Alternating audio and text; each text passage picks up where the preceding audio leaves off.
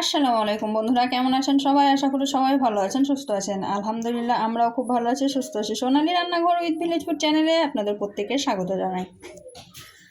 আজকে তৈরি করেছিলাম খিচুড়ি রেসিপি। এটা একদম সিম্পল খিচুড়ি রেসিপি। এতে কিন্তু কোনো রকমের সবজি ব্যবহার করিনি। এখানে শুধু আলু আর টমেটো আর দিয়েছি ডাল আর চাল। এই দিয়েই কিন্তু সুন্দরভাবে খিচুড়িটা তৈরি করে নিয়েছি। আর ওপরে দিয়েছি আচার, আর এখানে আলু ভর্তা, আর এদিকে ডিমের মামলেট করে নিয়েছি, দিয়ে থালাটা রেডি করে নিয়েছি। তো এটা আমি একটা রেডি করেছি আমার হাজব্যান্ডের জন্য, আর এদিকে আর একটা তৈরি করেছি যে যেটা খাবে। এই দেখুন, তো সব সময় রিচ খাওয়া হয়, কোনো কোনো সময় কিন্তু এইভাবে খিচুড়ি খেয়ে দেখবেন, খুব ভালো লাগে খেতে। সাদামাটা খাবার, একদম হালকা ফুলকো খাবার। এই তো আমাদের মতো কে কে খিচুড়ি খেতে পছন্দ করেন একটু কমেন্টে জানাবেন। আমার হাজব্যান্ড কিন্তু খিচুড়ি খেতে খুবই পছন্দ করে। দিনে খিচুড়ি যদি আবার রাতেও খেতে দেন তাও কিন্তু খেয়ে নেবে, এতটা পছন্দ করে খিচুড়ি খেতে। আর খিচুড়ির সঙ্গে এরকম আচার, আমার এটা কিন্তু ঘরের তৈরি করা আচার। আচারটাও কিন্তু খেয়ে খুব টেস্টি খেতে। দেখুন, এইভাবে দেখাচ্ছি, দেখুন একদম।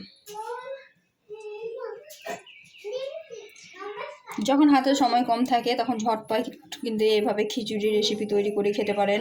দেখতে যতটা সুন্দর হয়েছে, খেতে তার থেকে দ্বিগুণ মজার হয়েছে। তা আপনারা অবশ্যই খিচুড়ির রেসিপিটা তৈরি করবেন। আর বন্ধুরা, যারা যারা আমাকে সাপোর্ট করছো, প্লিজ তোমরা ভিডিওটা ফুল দেখো।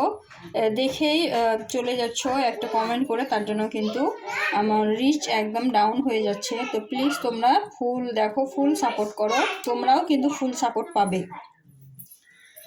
আর নতুন বন্ধুরা যারা আমার বন্ধু হচ্ছ, তারা কন্টিনিউ আমার ভিডিওগুলো দেখতে থাকো। আমিও কিন্তু তোমাদের সময় পাশে থাকবো, সব সময় পাশে থাকবো, ভালোবাসা দিব। তো আজকের ভিডিওটা আরও ছোট্ট করে দিব, কারণ এটা কোনো রেসিপি ভিডিও না, এটা আমি শুধু রান্না করেছিলাম তাই একটু দেখালাম। এটা একটু তুলে রেখেছিলাম, তার জন্য তোমাদের সঙ্গে শেয়ার করলাম।